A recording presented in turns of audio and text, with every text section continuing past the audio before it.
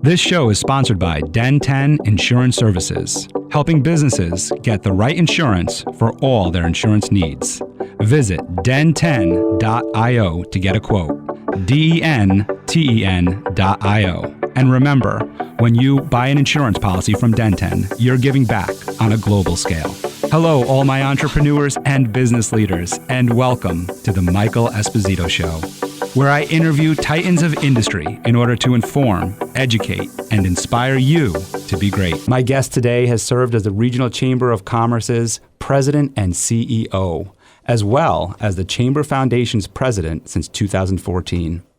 Today, he represents more than 1,300 clients and managers, a staff of 24, a business advocate throughout his career. He previously owned 2 companies, including a family-owned printing business and a direct mail entity. He is a graduate of the Dutchess Community College Business Administration, I won't give you the class year, and the University of Albany. He is an amazing human being who gives a ton of his time to his community as the director or as the CEO of the Dutchess County Chamber of Commerce, and does a tremendous amount for our community. I am so enthused and happy to have you on the show today. Please welcome Frank Castella, Jr. Yeah, thanks, Michael. Appreciate that intro. In fact, there's a couple little things in there that I might correct. I have been a serial entrepreneur. Yes, that's a big part of who I am and what I absolutely love. But I also owned another company at one point in time as a partnership. I owned a limousine business. And had 2 partners at one time in that business. As we grew the company, one of the partners we bought out, and it became 2 of us, and we continued to grow that company, eventually selling that company. And that was probably one of my favorite businesses to be in. I loved it, and I hated it. Didn't like it when you got that phone call in the middle of the night and someone tells you the car broke down. But that was just another one of the businesses that I was in over the years. But did that for about 8 years. How did you get into all of these? I mean, I know you grew. I understand you grew up as, why don't we start there actually? Growing up with entrepreneurship in your blood, what was it? So you grew up in the Hudson Valley area. Yeah. Grew up in Pleasant Valley, family farm. My mother and father had a horse farm. My father had a printing company. He started his printing company while he was a teacher at Dutchess County BOCES, and started the business in the basement of the house just to supplement his income. And my grandfather was also a printer by trade, coincidentally, and my father learned some of the trade from him, but not all of it. And of course, over the years, as my father got the business up and running in the basement, he decided to buy another company. And he purchased another company in Poughkeepsie, Harmon Printing, consolidated the 2. And my father always had that serial entrepreneurship. He's very handy. I've never known anyone quite like him, and with respect to the knowledge he has at so many different things. I mean, it's one thing to be the jack of all trades and the master of none, but he's the jack of all trades and the master of them all.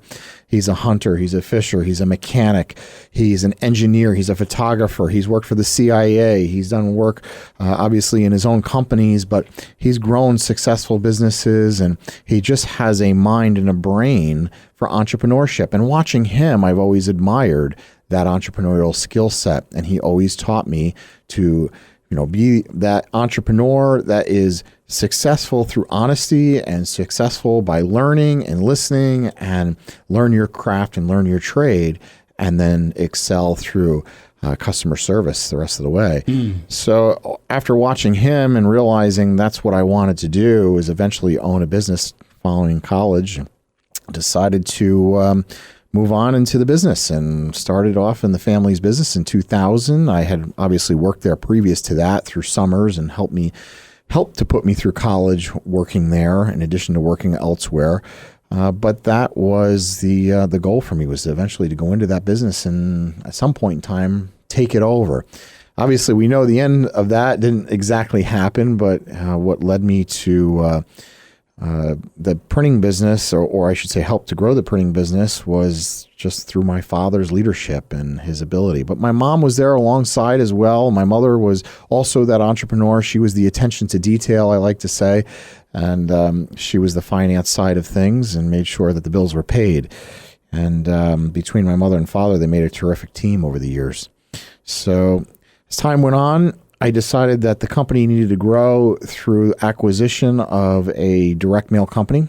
So my father and I sought to purchase a company that was existing. And through that purchase, we added the two companies together under one roof, but operated them separately. Although, we had a lot of clients that were part of that direct mail company that were sort of competitors of the printing company, if you will. They were other printing companies, so they weren't so comfortable knowing that, we would know who their clients were per se. So we decided to keep them completely separate. And it worked. And over the years, as the companies grew together, I decided that I was getting a little bored and ended up in partnership with some friends of mine that own Headless Horseman hayrides. And I had been with them also since 1992 when they started the company. And I, as they say, came with one of the horses that they purchased from my father. My father is also a horseman. That's another one of his trades. And my father was selling a horse that was born on our property to them. They were looking to start a business, a horse and carriage business. And Michael and Nancy Juby came to my father, and they purchased the horse, and my father trained them, and they were telling us that they were starting this new concept known as Headless Horseman hayrides over in Ulster County. And I said, that'd be a kind of a neat little thing for me to do at 13 years old, is come over and be a part of that. And over the years, I grew with them and watched them grow that industry and that business, which was a really, really interesting business. And might sound like, okay, yeah, so it's a Halloween attraction and, people jump out and say boo, but this is much more than that. This is far greater than that. This is a true business. It is a business that has every element of every large corporation, from marketing, from security, and everything in between. The logistics, the operations. It is truly a remarkable enterprise and has been to watch it grow over the years. Having been a part of Headless Horseman for so many years, it really taught me so much about what I know with respect to the backside of the business, how to run the business. I learned so much from Michael and Nancy, what to do, what not to do, just through observation and the way they ran their company, the professionalism behind them, how everything just really has its place and everything needed to be professional from the very moment someone entered that property to the moment they left. Every single person is to receive the same quality of the show, regardless of the time that they got there. It just really is a buttoned up operation because they are so attention to detail. And I enjoyed that side of the business more so than I did what the business was about and what they did. It was more about the operations and the interest of, the employee interaction, the HR side of things. And to me, that is what all businesses go through. They have those similarities and those crossovers. And I was able to learn from them, bring to the printing business, bring to the direct mail company, eventually go into that limousine business with Michael and learn so much more. And I know they're all so different, completely different industries and different businesses, but there's so many similarities. And that to me was what inspired me to continue that entrepreneurship. As I got more involved in the printing company and decided to go out and do some more marketing for the organization, my mother and father being there enabled me to get out of the office more. I got involved in the Chamber of Commerce in Dutchess County. I got involved in different network organizations. I found myself traveling to New York City to go to events and going to events locally all throughout the Hudson Valley community, not-for-profit events, fundraisers, and meeting people. And I found that was such a great way to network and meet new people and connect. That was how I grew the business, and I didn't even know I was doing it that way at the time, right, which was kind of interesting. It just happened that way. So my parents really enabled me to do that, to be out of the office. And as it grew and I became more connected, I really found a love with the chamber and realizing the horsepower that chamber had and the impact it could have on a business.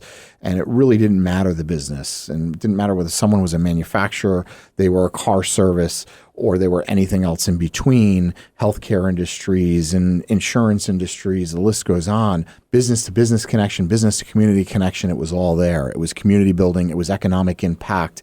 And it really interested me and made me realize that the organization itself was also a business. And as time went on and I became a board member of the organization and learned about the organization and its intricacies, I never really envisioned myself being at the helm of the organization. But my predecessor had approached me and said, have you ever thought about doing this? I'm retiring. I think you'd be great at doing this. And I really hadn't thought about it. And I gave me some food for thought. And here I am. So it just was an opportunity I felt was a challenge for me personally. It got me out of my shell a little bit. Doing these type of things was not my forte. I was always a very nervous individual behind a microphone. I still don't enjoy getting up in front of a crowd and speaking, especially off the cuff. Everything we do is very scripted, but I have to do a lot of ad-libbing, and it's the only way you can really connect with an audience is if you're off that script.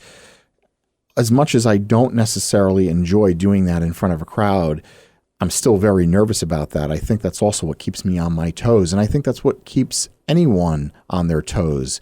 And I think there's anybody that tells you they're not nervous when they start any kind of performance, go up on a stage, or they get behind a microphone or a camera, I think they're full of it. I really do. Because it's really what keeps you polished. It's the edge, the performance edge. It's that performance edge. It's a great way to put it. Absolutely. So I began to enjoy it more and more as time went on. And, all the elements of the Chamber of Commerce itself just energized me. I realized there's a passion for this. There's a love for this. I love all the different facets of who we touch, the economic side of things, the impact that we can have on the community, to touching all those not-for-profit organizations, the different industries and businesses, the people that we meet and are able to connect together. And doing that in a way that can be fun and just different for people, different committees like the young professionals, bringing them into the mold. The whole premise of bringing up the young professionals or creating that group, the Hudson Valley Young Professionals, was to integrate them into a Chamber of Commerce that felt like it was aging. The organization felt like everyone was in their 50s, 60s, and older, and there was no one in their 40s, 30s, and 20s to come behind the organization to continue it. So as people were retiring, it was almost like the organization was aging out. Mm-hmm. And the concept that the board came up with was integrating a young professionals group. They approached myself and another gentleman, Scott Sweeney, and we created then what was known as Energy. And there was an organization called Hub in the community. We brought the two together and created the Hudson Valley Young Professionals. And what that has done is changed exactly what we wanted. It did exactly what we wanted it to do. It brought in that youth into the organization. Now you look across the organization, it's a much younger organization than it's ever been. Mm-hmm. You walk into the room, and I hear this often from people that are even on the older side of things, that are nearing the retirement age, or people that have retired and come back to a couple of our events. They don't recognize anyone. It's all younger faces, but that's what it achieved, and it did a really great job of that. So I really credit that to the board then, and certainly my predecessor, for having that vision to bring that in. And of course, that organization has held the test of time. It's one of the few young professional organizations in the Hudson Valley that has stayed strong, and really follows a model. They have their own set of bylaws. Although they run under the auspices of the Chamber of Commerce, they really do operate as their own entity, produce their own events, and it's its own little target demographic. But yet, as they sort of age out, if you will, they kind of get to that 40-year-old mark, and they don't want to be called young professionals anymore, and they've accomplished some things. Maybe they become a 40 under 40, or their business has grown so much and they've become so busy they can't be involved, but yet they stay integrated into the chamber. And there's so many other little elements like that I could name, whether it's our leadership programs, for example. The Women's Leadership Alliance is a perfect example of that as well, and what that has done to help with diversity and inclusion within the organization. Diversity, whether it's culture diversity and so on, that has been so imperative to the survival of what our organization is. And that was what really pulled me in and interested me. The survival of a membership organization, while membership organizations were struggling, they were dying on the vine, they were disappearing in the communities, ours was thriving. We had all these different facets because of all these little things that had happened over the years, the vision of the board, the vision of my predecessor and his team, his leadership team, who I credit to integrating all of these things to make it successful and keep it going strong. So when I came on board as president and CEO, I inherited something that was already really great. How do you build upon that? It's near impossible to do so.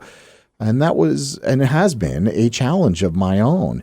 And while staff has changed over the years, people have retired, people have moved on, they've gone to different careers and jobs, or maybe just got burned out. Yeah. It has been a challenge of mine to keep the organization strong, relevant, but build upon what it was when I inherited it. And the board, I think, has done a very good job in supporting me. And that's one of the most important elements, I think, of the success of not only the organization, but of me being successful in the organization. They've allowed me to try and fail and also succeed. It led to the organization continuing to succeed and grow. And I would use the Balloon Festival as a perfect example of that. We operate at the Dutchess County Regional Chamber of Commerce a festival, which is a hot air balloon fest. There's festivals like this all throughout the country, and it's known now as the J.P. Morgan Chase Hudson Valley Hot Air Balloon Festival, but it grew into a festival from what I had taken over, which was basically hot air balloon launches all throughout the community. You know, one location would be at M&T Bank. Another location would be at iHeartMedia's location in Dutchess County. Another location might be at Adams Ferricker Farms and so on. So the balloons would just be spread all over. Maybe there was one or two here and there, and you'd go to a location on a Friday night. The weather was good. Maybe one or two balloons would fly from that location. You go to Adams, another balloon would fly. You go to M&T, another balloon would fly. And then everybody would go home. When I was growing up, I got involved into hot air ballooning at a young age through a couple of avenues. One was my parents' printing business. Before I was involved, you know, as far as coming into the business, I should say, my mom and dad were sponsors at the Dutchess County Airport, then the Dutchess County Airport, now in the Hudson Valley Regional Airport. So they sponsored a hot air balloon, and the pilot then became very good friends of the family. And when you do hot air ballooning, the pilots often come by themselves, or come maybe with them and one other person, or they come with a crew. And he just happened to be a very experienced pilot that would always show up and depend on his sponsors to help him. So he would say, I need you to help me. I need you to help me pack up the balloon. I need you to help me, unpack the balloon, set it up, get it to a point where he can fly and take off. And, oh, by the way, here's the keys to the van. Follow me, from the air. And here's a two-way radio. And wherever I land, just come and help me. I'll throw you a rope. And that's how I got hooked. And I started to follow him around. Is that how they land? They throw a rope down?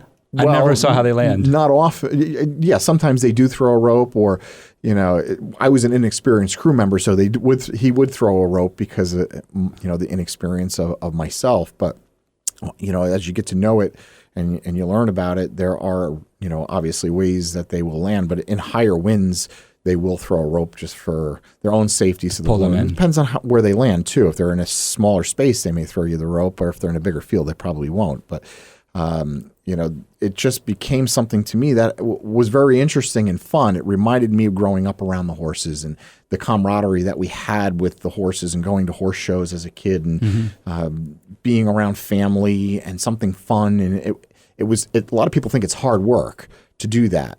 And there's a lot of hobbies that are like that. Racing is like that. Biking is like that. Whatever hobbies people go into oftentimes are hard work outside of work. And you always find that there's a crossover with entrepreneurs and these really intense hobbies that are work in themselves. And that was my dad. He always had these intense hobbies: classic cars, restoring cars, building wagons. He was a woodworker and a welder, and all these other things. And the same thing in the world of that hot air ballooning. And that's kind of how it ties in. So I got hooked on the hot air ballooning through this gentleman, and started to travel with him a little bit to some of these festivals. And I realized, wow, we really don't have a festival in Dutchess County. We just have really a fly out. And these are real festivals. Even though they call it a festival, that was a real festival to me. Was going into the Speedy Fest up in Binghamton, for example. It's a festival. They've got food trucks, and they've got rides, and there's all kinds of things going on, concerts and music. And I just didn't realize that was what it was supposed to be. And I didn't know at the time, but it was almost preparing me for this job and this career. Right. Of course, I lost touch with him over the years as I went to school and then got into the business. And he sort of got out of the ballooning a little bit and started to semi-retire, and lost touch with him. But interestingly enough, his mentor was my old babysitter. And Michelle Hooper, then Mallet, married a balloonist. And she met this balloonist through the other gentleman we were talking about. And they have their own hot air balloon, and they fly all over the country, all over the world, actually. And over the years, I kept in touch with Michelle. And as I came into being president of the chamber, when the balloon festival fell in my lap, I called Michelle and I said, all right, Shell, our balloon meister's retiring, and I need to know who would be able to fill his shoes. And she said, all right, let me talk to Roger about it. We'll put some names together for you. And she called me back and said, we think we'd like to do it. Let's give it a shot. And, I'd enjoy working with you. Let's try something different. But I think we should make it a festival again. I said, I was thinking the same thing. And the first year we did it together, we made it a festival, and we grew the attendance from around 3,800 people the year before to over 10,000 people the first year that she and I took it over. Subsequently, the festival has had upwards of 35,000 people in attendance at it since then, and now it's back to being a festival. We moved it from being all around the community and spread out to a concentrated event that flies out of one location. It's consistent throughout the weekend. There's launch times, there's activities, live music, a beer and wine tent, craft beer, opportunities for vendors, and it has a local economic impact that's tremendous. We did an economic impact study back in 2019. And back then, that was over a $6 million economic impact just from the one event, which was over 3 days. So that to me was, almost like a success story in itself, but ties back into, how I could take the organization maybe to a little bit higher level and grow the Chamber of Commerce, recognizing that the impact of that particular event, that one event, could be far greater than the Chamber's other events, smaller events, have throughout the entire course of the year. So that really that one event is not only our biggest fundraiser at the Chamber, but has one of the largest economic impacts of any other festival in the community, next to something like the Dutchess County Fair or the Sheep and Wool Festival, which draws tens of thousands of people to the area. So, that's, to me, something that was a good example of ways that I could continue to grow the organization. So, that's awesome. I mean, there's a lot to unpack there. I'm just adjusting your mic so I could actually see your face. You're not like Mr. Wilson in the. I actually like that. I'm sure the folks that are viewing this also enjoy that. that I couldn't see your face that whole time. It was driving me nuts. I'm like, I got to see Frank. It's really cool to hear this, unraveling of your entire story. And I say this because I met you years ago by being a chamber member, and, just see you as the guy in the suit that talks on the mic. Right. And it's so funny to hear you say that you actually get nervous back there. Sometimes, I'm sure it's not every time, but sometimes you are, right? It's funny because, when we hear you as audience members, when you're speaking at the different events that we attend, that is definitely not the vibe that we get. You hold a stoicism up there. You definitely seem like you're very present. You're very aware as to what you're saying. Even when you're reading or going off script, you have a confidence to you that you show. Never heard that before. You do. You really do. I would never have thought that it's something that you're not always comfortable doing. So it's actually really nice to hear, I think, for our audience members, for our listeners right now too, because I think public speaking is something that is not for the faint of heart, but it's something that is important for every business owner, for every entrepreneur, business leader, community leader, in order to step up to the plate and share their message. Yes. It's the only way they're going to be heard. And the only way for me, at least I found, to improve my self-confidence with it, to get behind that microphone or camera, was to consistently do it and force myself to do it. As much as I didn't like doing it, I had to force myself to do it. And the more I forced myself to do it, I became more cognizant of my own errors and my own ways, and watching myself, listening to myself on occasion. I don't enjoy doing that, but I don't think anyone really enjoys doing that, listening to themselves, but you do pick up on things that other people do as well, and you start to analyze other people as you do it more consistently and say, okay, that's what I don't want to do, and that's a great way to segue. And you pick up on those things, and then I learned an awful lot from my predecessor in ways that he did things transitionally when he's speaking and scripting himself, for example. A great example of that might be, if I introduce someone, I will always say from the company and then their name. And I do that because if I say their name, then the company, the audience has already started to applaud and they don't hear the company. So if I say, I say from the Dutchess County Regional Chamber of Commerce, Frank Castella, then people will applaud. After, please welcome from the Dutchess County Regional Chamber of Commerce, Frank Castella Jr., then people will applaud afterwards. But if I say, please welcome Frank Castella from the Dutchess County Regional Chamber of Commerce, as soon as they hear the name, they start to applaud. Right. And it was just a little nuance that I noticed that he was consistent with. And the reason he did it was because you don't want to lose the company name. That's the most important reason that person is being put up on the dais behind the microphone, is because they're branding their company. That's what a Chamber of Commerce should be doing. And it's just one little interesting nuance that I learned over the years. And he and I even talked about that. Maybe it was a year after I took the position, and we were talking about how I learned quite a bit from him over the years. And that would be a great example of one thing of many that I picked up that was part of the scripting and part of the consistency. There was a reason for it. Yeah. He was very strategic that way. And I like to think I picked up on a lot of those little details, probably not all of them. Some maybe I didn't like and maybe got rid of, and others that I kept, but because that's part of the learning process. And if somebody's perceptive and they pick up on those things, it carries that knowledge on to the next person, hopefully. Yeah. Yeah. And I think like it's to hear what somebody does well and to take that in, and then to hear what they don't do well and to not take. I think that's part of the learning process in public speaking. And I'm happy to hear that.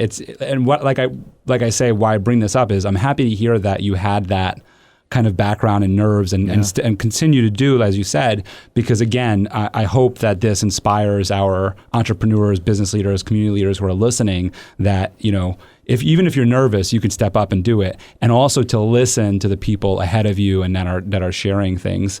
Something that you just reminded me of when you said the dais is I just started watching the JFK documentary that's out on the Disney network anyway. But they showed the day that it was, unfortunately, it's a documentary on how he was assassinated. Right. And it shows the day before it happened that he was actually attended the Fort Worth's Chamber of Commerce. Oh, yeah. And I thought that was so incredible to see, because I'm a chamber member. I've been one for a long time. And I see it as this like small local community thing. And I see it today in what it is as like networking and, kind of just like, schmoozing on how to get to know each other. The more I get involved, the more I see how much attached it is to the community. And I learned that through like the different mayoral debates that we've had, the Senate debates that you've had, all the different debates that you've had at the breakfast, which are so informative for us to learn about our community. It's changed my perception. So when I saw that one, I was like, whoa, wait a second, look at this. I got JFK talking at the Fort Worth Chamber of Commerce. Like, that's every Chamber of Commerce's dream. Is to be able to have some of the high profile individuals be able to come and have them speak. It's an honor to have some of those high profile folks be there, but it's also just as much of an honor to have that small entrepreneur, that CEO, that knowledgeable individual to come and do a CEO chat. That is a room of 20 individuals, and this individual might have 500 people working for that person, and they have a $50 million budget behind them, and it's just an intimate little room where you're learning something from them. To me, that's just as important. I think 100% in terms of the importance, but what I'm speaking to in terms of that is what the chamber used to be, what people saw the Chamber of Commerce as this staple to a community, and how important it was to all the business owners, to where I think over the years it lost some of that. It lost some of that flavor. And you start breaking up in these smaller associations and all these different things, and hearing all the different ideas around what a chamber is. And when I joined the Dutchess Chamber, I also am part of other chambers and other associations.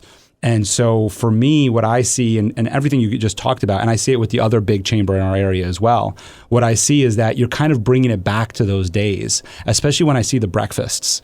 The breakfasts are huge to me of like, when I see the breakfasts and how they're orchestrated, it's a networking event, but it's not. It really feels almost as though like, that feeling of when you go to a wedding or to a family event and you know a lot of the people in the room, you don't know everybody, but you know a lot of the people, and you're kind of just getting to catch up with each other as friends, as acquaintances. You care about each other's families and lives. And then when you sit down and actually have the breakfast and the speaker comes up, to your point, whether it's a senator, some kind of congressperson or whatever, or a CEO, or somebody in the community who's sharing what's going on, you're walking away with something, and there's a big takeaway. And it's really cool to see the ballroom at the hotel that we do it at completely filled almost every single time. Yeah. It's really cool because it makes me feel as a chamber member that I'm part of something significant to my community, not just here to promote my business or to network, but I'm actually making an impact. And you spoke about that when you said the Balloon Fest had a $6 million economic impact in the community. Right. It's incredible. You can take every one of these events that an organization does, like the chamber, even a not-for-profit organization when they do events in the community. But using the chamber as that model and example, you just rattled off a couple of things, or half a dozen things that the chamber does on that one contact breakfast. It gives you some continuing education through the keynote speaker. It connects the community. It has consistency. It also has an element to it where I'm keeping Michael Esposito fresh in my mind. When I see Mike on a Wednesday morning, and Thursday I go to breakfast with another friend of mine and they're asking for a referral for something, and I happen to say, hey, my friend Mike does that. I just saw him yesterday. Why don't I give you a call? Have him give you a call. It makes it a lot easier and top of mind to refer someone. So there is that networking element of those breakfasts. There's the economic impact of that breakfast. There's the exposure impact that you have as a sponsor of a breakfast like that, getting in front of that business audience. There's all these different, you can analyze, like I said, every single event that we do and break it apart and think about the impact that it has. But the consistency of it every third Wednesday of every month at the same location. It might seem mundane, but there's a reason it's done that way. It's because I know where I'm going. Yeah, the consistency. I know the time I have to be there, and it becomes part of that person's second nature almost. Yep. So we have a lot of regulars, a lot of people that might follow even just the speakers. They might not come to everything, but they'll look for certain speakers. Some only come to the political forums. You call them debates, I call them forums. They're not quite debates, but the fun ones are debates. The fun ones are debates. Exactly. I hear that quite a bit too. I wish we could do more of that in one token, and in the other token, I like the way we do it from the respect that I don't love politics. So to me, I want to know where you are on the issue. Yeah. I don't want to hear you banter back and forth and bash each 100%. Other. And I don't want to hear you, yell at the person because of their record and whatever. Yeah. That to me is between you guys. I guess in all fairness, I've never witnessed the latter. I've witnessed, I called it a debate, but I've witnessed what you just, what you just talked about. I mean, the most recent one with Sue Serino and Tommy Zerhelman. And Tommy, I mean, that was the friendliest I've ever seen of just passing compliments to each other, throwing them back and forth. I mean, Sue started with, "Hey Tommy, thanks for calling me about my dad." It was really cool to see. What I like too about it is, one, you're seeing them almost in a human form. Yes, they are up there to share what they're doing, but it's a lot more human. It's a lot more, because we see them at the breakfast. To that point, we see those candidates at the breakfast as attendees, not just at the podium. And then the other thing is afterwards, they come down. They don't just hide behind a wall. They come down, you're shaking hands, talking with them, asking them questions. People are either taking, I like to take pictures with them, of course, taking pictures with them or shaking their hands and saying, I like this or I don't like that, and sharing their ideas. I really like that. And again, it's not just the politics. It's also, to your point, the CEO that goes up there, or the president of the college, like you had Darryl Wheeler up there one day, and you give them this accessibility. I love that about what we do there. It's also educating the community on other leaders in the community. Someone new comes to the community. You were talking about Dr. Wheeler from SUNY New Paltz. Yeah.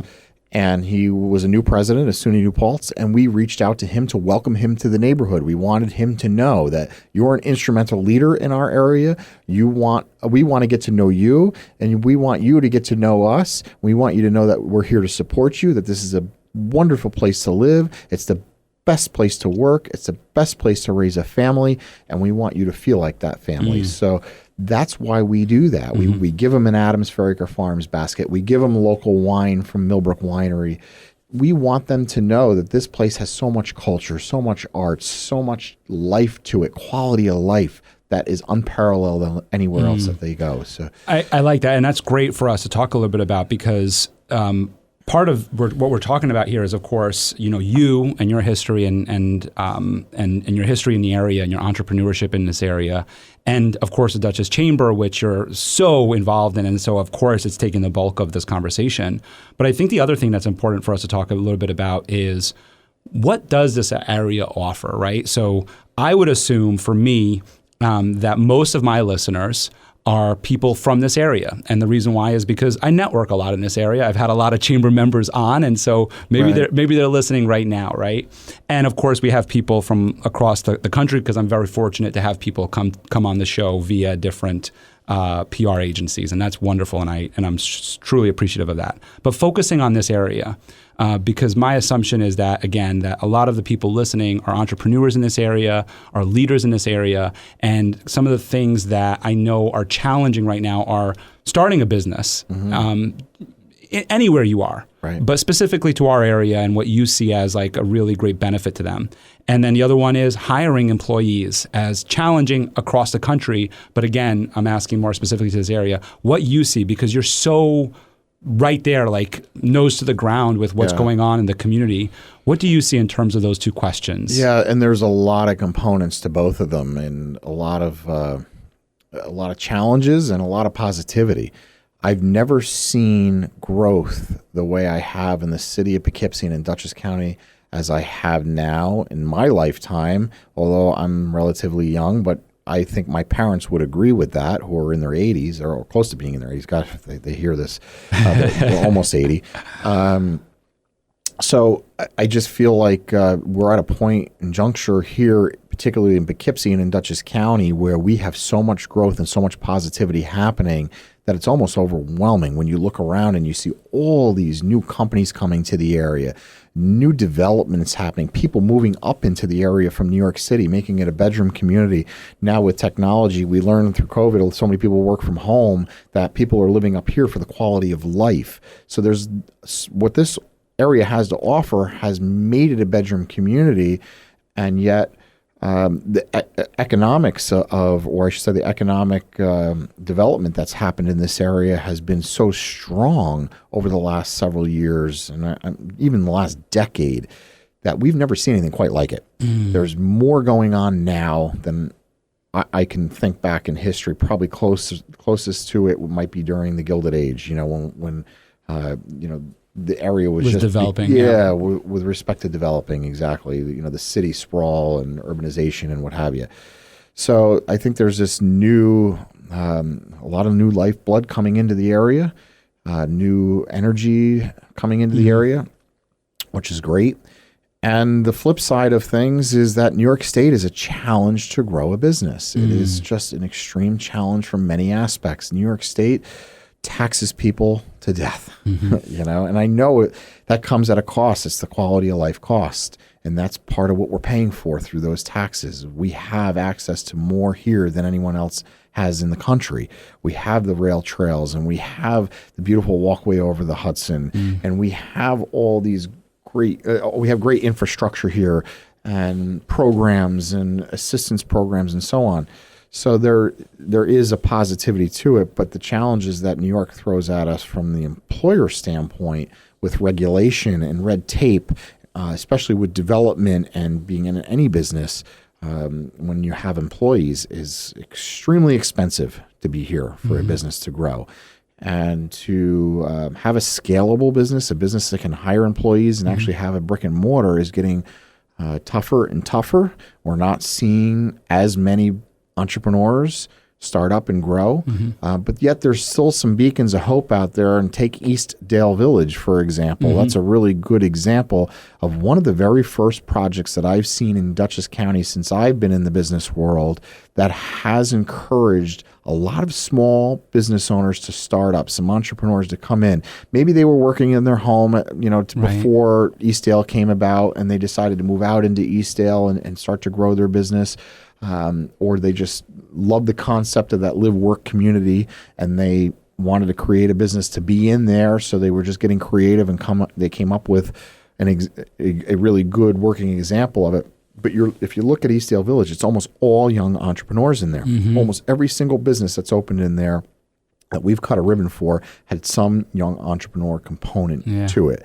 So that is the first really exciting project that I have seen here in the Hudson Valley that has brought some new entrepreneurial blood to it. And I give Joe Kirchhoff the credit for that. That was his vision and his team's vision over there. It's really cool, by the way, just for everybody to kind of just paint a visual if you don't know what it is. It's a community, really, right? It's a development community that you would normally see in the suburbs kind of thing. It sits like right on 44, which is a main avenue, a main street, a main boulevard, call it whatever you choose in terms of that. And then from there inside, it's in like the heart of it, it has this really cool center, like this really cool like grassy, fake grass really, area in the center for people to kind of come together, congregate, throw a football around. Definitely have done that over there. And then on the sides, outlining all of that, you have all of these small little shops. And all of these small little shops that Frank's talking about, most of them, almost all of them, are just these small local entrepreneurship type of shops. Exactly. There's a State Farm there, but that's pretty much it outside of corporate. The rest of it is all, and that's a young professional as well. Yeah, Catherine Ryan. And what I didn't know that. I'm happy you kind of brought that up, because I did when I went to visit. I wondered, I was just like, where's their anchor, right? Like we're so used to when a mall or some sort of like business area is built, you're like, where's the anchor store? Where's the ShopRite? Where's the Apple store? And they don't really have one. Yeah. So the anchor really is the people, which is really cool. Right. Yeah, that's the live-work community concept, and yet it's accessible to those that are living around there. There's a lot of concentration of homes around there. So I would call them McMansions personally, but if that's your style, so be it. But there's a lot of those type of developments in and around that Pleasant Valley area, town of Poughkeepsie area.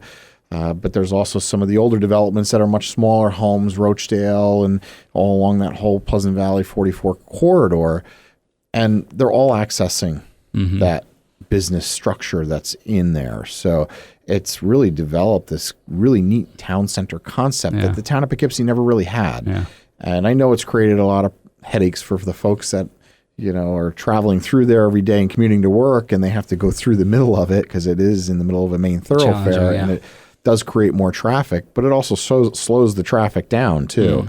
It has been a tremendous asset. It's the best way to put it, and go back to. It's so hard, the Hudson Valley. I moved up here from the city. And so for me, when I moved up here back in 2004, it was very different than what it is today. And I mean, even then, it was still growing, right? But not, like to your point, not at the pace that it is right now. No. And I remember coming up here, and it was like traffic here was you got stuck on the bridge for 5 minutes. Now you actually will get stuck on the bridge for 15, 20 minutes, which is absurd to me.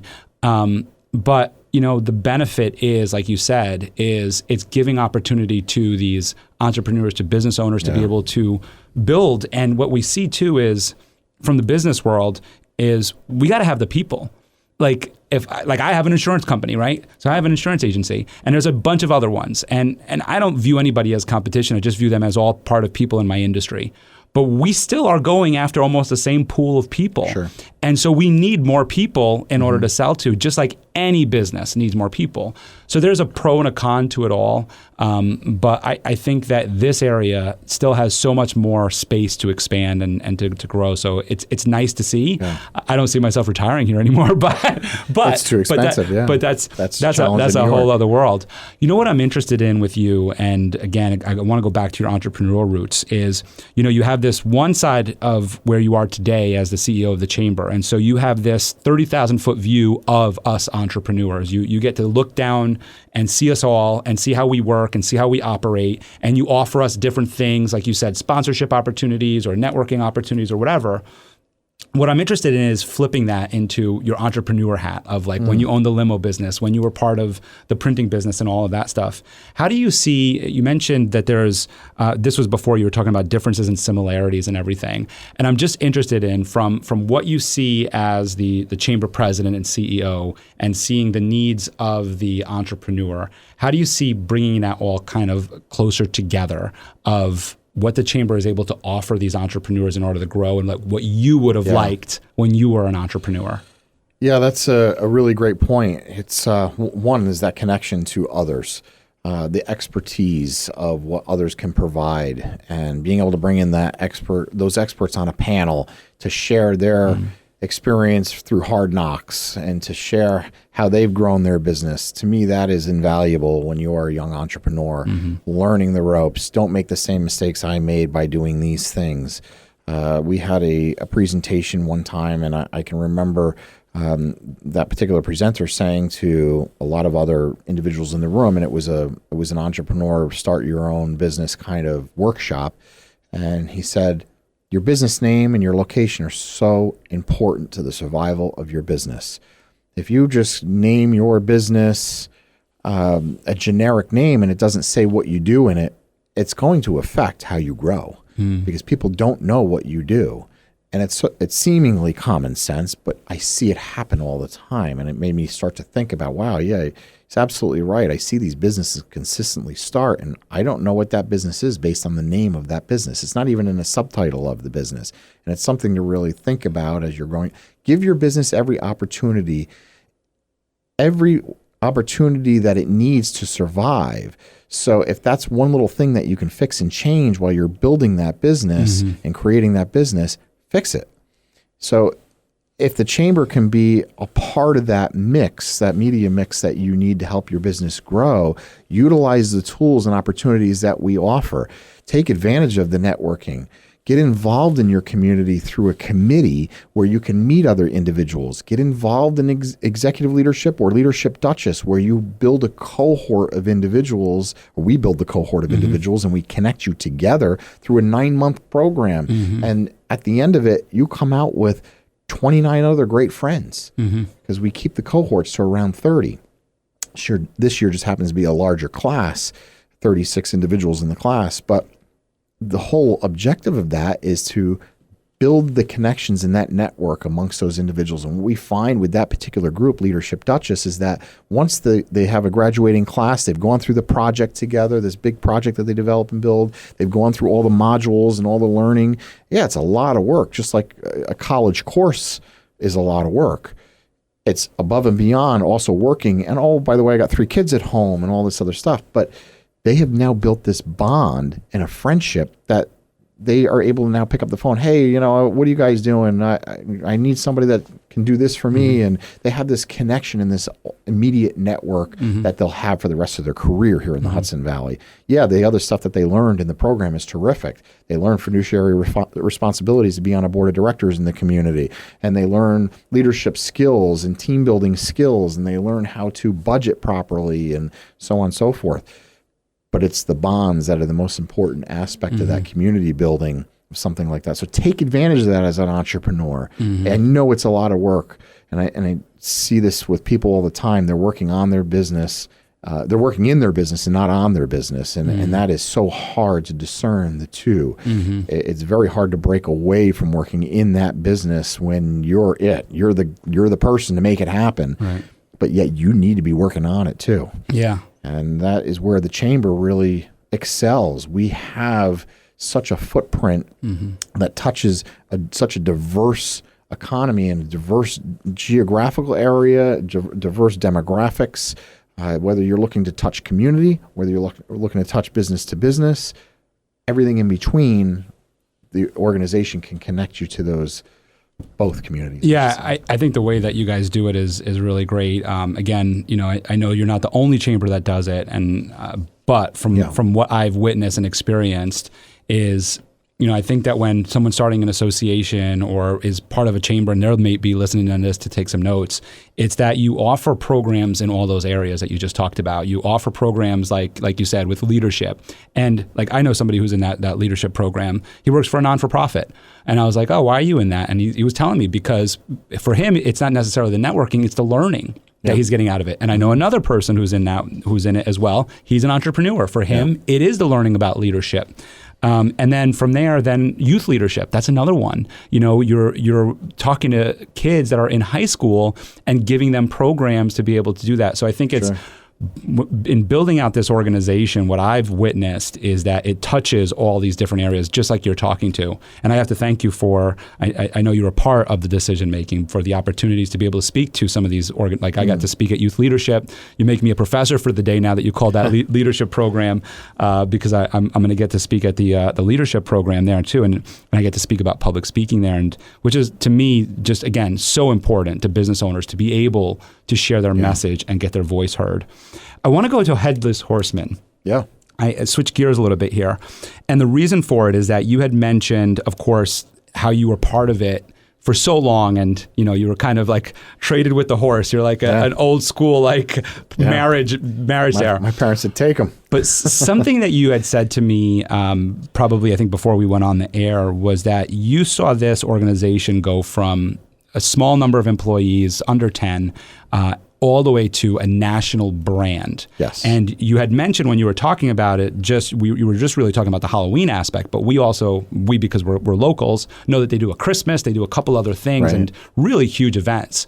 And when you were telling me about this, you were really talking about how they really were able to operationalize and grow, and you're witnessing and being a part of this. So I'd love if you could share some of that with us, because again, it's really all about what can we share with our community of listeners right now that can help them walk away and maybe implement some of the things that you're sharing. Yeah, and it really goes back to two unique leaders who own the company, and that's Michael and Nancy Juby.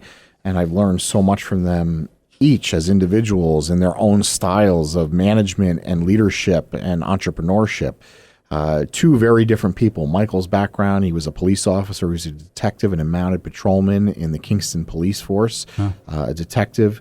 And he also had an entrepreneur side to him. He had started a t-shirt and embroidery business with his brother, and that was going on and operating outside of his being a police officer. And he met Nancy, and Nancy was a nurse. Nancy is kind of this individual that is the most high energy person, the most attention to detail, talented in so many ways, somebody really to admire from that perspective as well.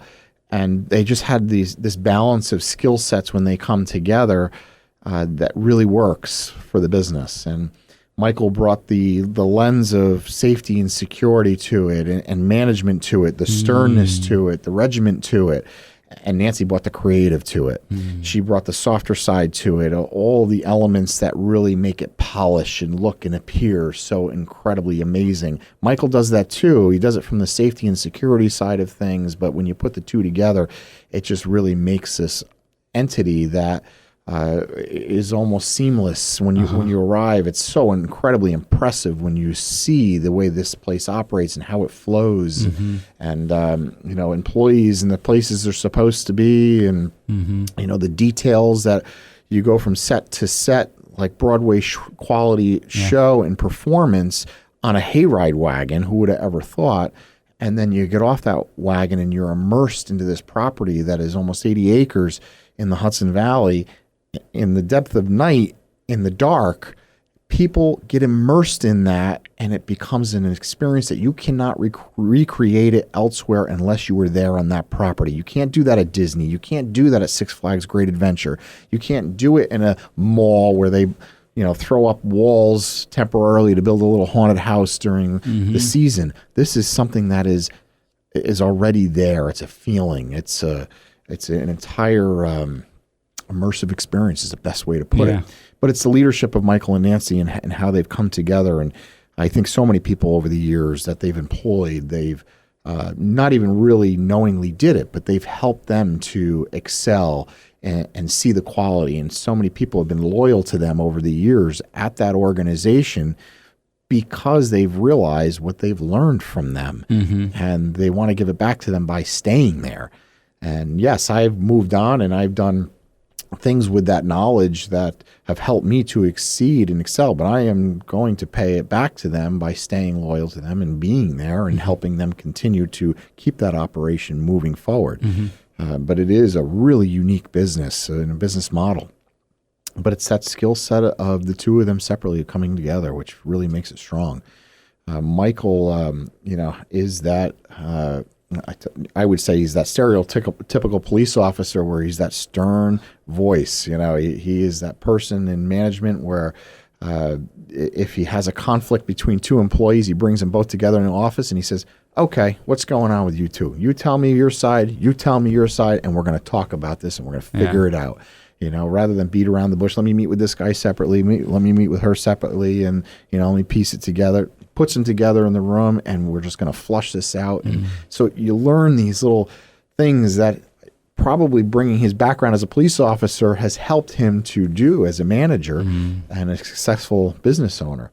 But, if you look at that operation from a security standpoint, they have a mounted patrolman that's out in the parking lot that is security on a horse. They have police officers on duty there on site. These are individuals that are either paid through the sheriff's department to be there on site or individuals that are off duty to be there on site. Then they have security officers who might have a security license, but they may not be police officers also there on site. Everybody that goes through there gets wanded. They go through security wanding, and they go through, just like what you would see at the airport, a metal detection system. And it's done because of safety and security of their guests.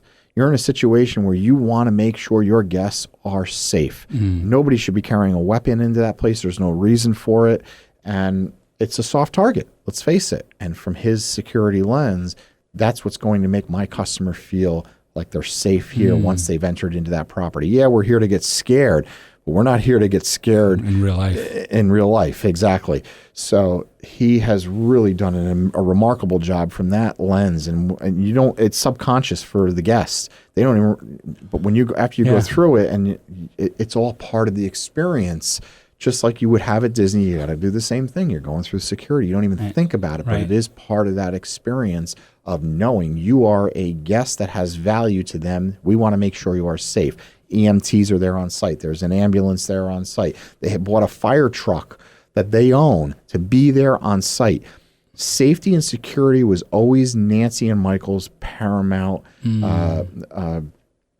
focused in the company to make sure that their guests were always safe, always abided by ADA. They were the very first in the industry to do that. Most people, when they built their haunted houses, they wanted to be claustrophobic. But realistically, that's great to get the scare. The other side of it is we want to be accessible to everybody. Right. We want to make sure somebody in a wheelchair can come through. They have always made it accessible for somebody in a wheelchair, even the hayride, to be able to go onto the hayride, and made sure that we transported that wheelchair to and from beginning to end to make sure the guest had the same experience as anyone else in that organization. Those are the things that they were forward thinking on back at the very beginning in the 90s when that wasn't a thing. It just wasn't even thought about in that industry. And the industry has changed a lot too, and that's a whole nother aspect to this. People think, okay, so it's a Halloween attraction. What kind of industry is there? Yeah, there's haunted houses here and there. Halloween is the second largest holiday in the nation behind Christmas. Of course, yeah. And if you go to a Halloween trade show, it's massive. The very first one I went to out in Chicago with Michael and Nancy is out in Rosemont in their convention center.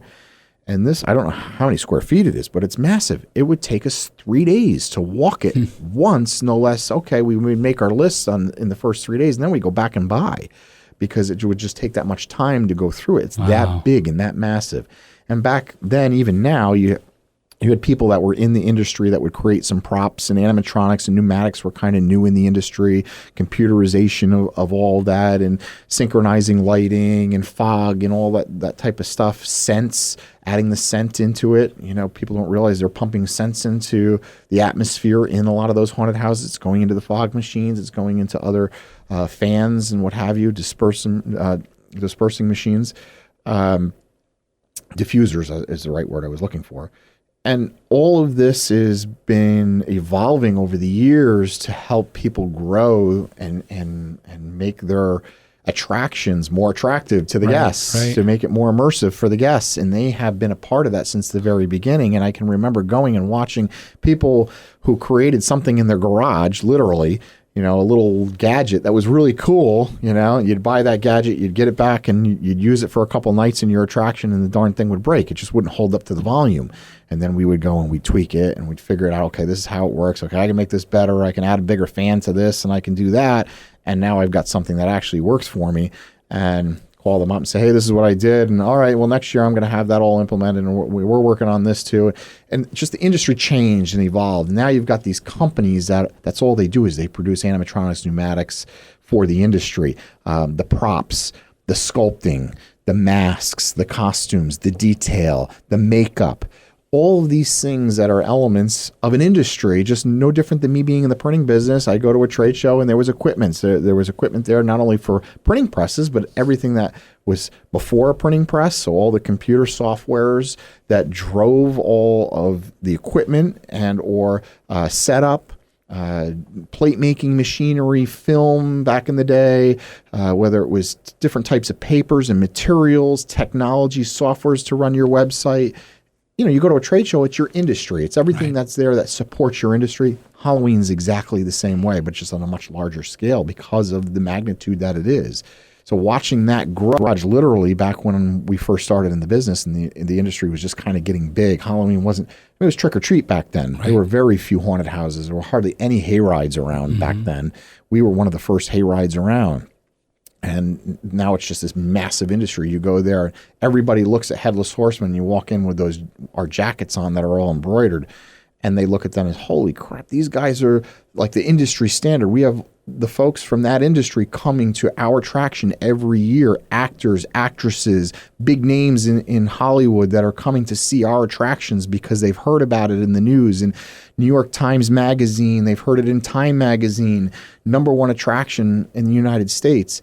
And it is because of that immersive experience, and it's the leadership of Michael and Nancy that have helped to get it there. And that's been incredible to watch and incredible to be a part of. And I've learned so much from the human resource side, the operations side, the way things need to flow, timing. You know, this year I spent a little bit of time, we were trying to figure out some issues we were having with timing. And, you know, that's a time analysis, no different than you would do in any kind of production. We're trying to get throughput through in a way that doesn't inhibit the guest experience. You're trying to enhance the guest experience, but not force them through in a way that they feel like they're rushed. Right. So, you know, doing that, there's little things that we have to tweak just to make sure that everybody, those tractors are showing up on time, people are loading smoothly, you know, then they move to the next stage, they go into a queue and they get the rules of the road in that queue, then they go through their experience on the hayride trail, they get dropped off, and then they do a walking trail. That walking trail was specifically added to create a buffer and before the haunted house, so that way the lines were spread out and they weren't waiting on line before they got into their next haunted house. And it worked. It's the first year we instituted that. It was a really great novel idea that came out because of COVID. One good thing that came out of COVID. And we learned the experience was that if we added that little bit of buffer, then the lines would actually be more spread out evenly throughout the entire property. So these little things that you pick up over the years are done on purpose and for a reason to keep the flow moving smoothly. And COVID is a whole nother element, and I could talk about that all day long and what it's done to industry. And that's a good example of something that came out positive. It's changed our industry in that way. We, for the first time this year, brought back the hayride. And COVID took it away because the state would not allow hayrides to happen. It was not, at that time, we were down to a third capacity in the venue under state law, and they would not allow us to have people that close together. So they told us no hayride.